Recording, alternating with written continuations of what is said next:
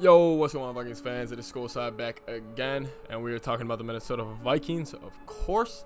And after this morning's debacle on Kirk Cousins, I want to get some positive content out for you guys. This is a video I've been wanting to make for a while, and with two most recent moves in the Vikings organization, I think it really fits what I'm trying to talk about. Anyways, today, as you see by the title, the Minnesota Vikings are building a culture of winning here. And that's what we're going to be talking about in today's video. Let's get right into it.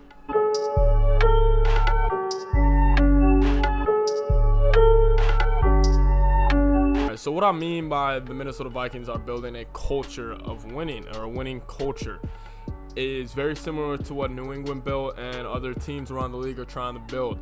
And it's really based off of getting rid of me first guys and bringing in team first guys. And guys who want to be there, no matter the pay, no matter the situation, they want to be there and they want to win for Minnesota. They want to win a championship. That's their goal. And honestly, with the moves the Vikings have made this offseason, they have taken a lot of risk, and they have brought in guys who are going to be so much fun to root for. And I'm not saying guys they got rid of like Linval. Linval was great. Trey Waynes was honestly great. Mac Alexander was honestly great. Guys I could root for day in, day out. They got rid of guys like Diggs, who honestly, when he was in Minnesota, ever since the miracle, he was kind of a diva. He thought of himself higher than the average receiver, and he is higher than the average receiver, but he just thought himself as better than everybody else in that locker room. He had an arrogant personality, and we loved him. He was fun. He's a hell of a player. I'm not trying to take anything away from Diggs on that side, but he was arrogant, and he did have that sort of arrogance to him. And as we all know, we shipped him off to Buffalo. We got rid of Toxic. I believe that was addition by subtraction. And then when we brought in Jay Jets, I think that was an addition. Also Gladney, we were able to get. Now, why I'm saying they're building a winning culture is you look at the two guys who just brought in, Unique Ngakoue, and then we bringing back in Riley Reef. Reef, they gave him an ultimatum. They said, you can either be here for less money or you can hit the street. And you can go test your waters somewhere else. And the fact that he said, I'm going to restructure and I'm going to come back, whether what the market was giving him or anything, I just think that shows a lot about what they're trying to build.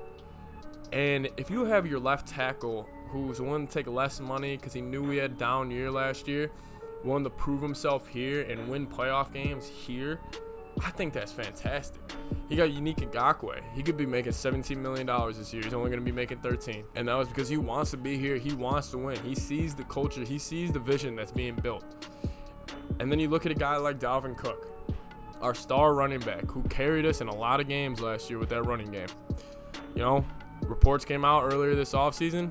He wanted more money. He wasn't going to show up to camp unless he had a new contract. He said, screw all that. He said he never even said that. He said he was never even thinking about not showing up to camp. He is here to win. And he said that. He wants to win in Minnesota. He wants to be here. You even got guys like Ifedi. A guy like Ifedi who's worked his ass off for this organization, who cut him, who brought in another starter, and now he's pissed off and he wants to work. And just the whole vibe around the organization right now. I know it's pretty weird going off, making a video off almost like a vibe and a culture, and yes, we'll see if this translates to wins this year, but I love it. This is the team, this is the Minnesota Vikings, this is our organization. We're not just Diggs, we're not just Xavier Rhodes, we're not just these guys. We are a team, and people should want to come play here because we've been winning the past 5 years. Now, back to my main point about the winning culture. We'll see if this translates to wins. I think it personally will this year. I think the Vikings will be incredibly successful in this upcoming season. Will we know if we'll win playoff games or if we'll win a Super Bowl? And we'll have to wait and see. But I am just very happy with the way this organization is turning, because you had to make tough moves this offseason. You had to get rid of some guys. You had guys come in who want to be here. You know, it takes balls to get rid of Diggs. It takes balls to cut Rhodes. It takes balls to let Trey Waynes, Mac, Linval walk. You know, also takes balls? Bring in Ngakoue. Bring in Justin Jefferson. Bring in Gladney. Bring in Dantzler. Bring in Ezra Cleveland. Restructure Reef's contract. Give him an ultimatum. I got to say the MVP of this offseason, if we're talking the Vikings, it's not Jefferson. It's not Gladney. It's not Cook showing up to camp. It's not Zimmer. It's Spielman. And Spielman was on the hot seat for a little bit. We were talking at the end of that 49ers playoff game, is this Spielman and Zimmer's last year? They flipped that script real quick. And I just want to say thank you to Spielman. We're changing the culture here, and I love it. Anyways, guys, that's the video. Minnesota Vikings building a winning culture, and I love it. I'm excited for this year. I'm sure you guys are. We're going 2 videos a day until week 1 against Green Bay, and we are going to bust their ass. You are hearing it first. Green Bay is going to come into a world of hurt week 1. Anyways, guys, thank you so much for watching. Like the video. Subscribe to the channel. Almost at 500 subs. Would love to hit that before week 1.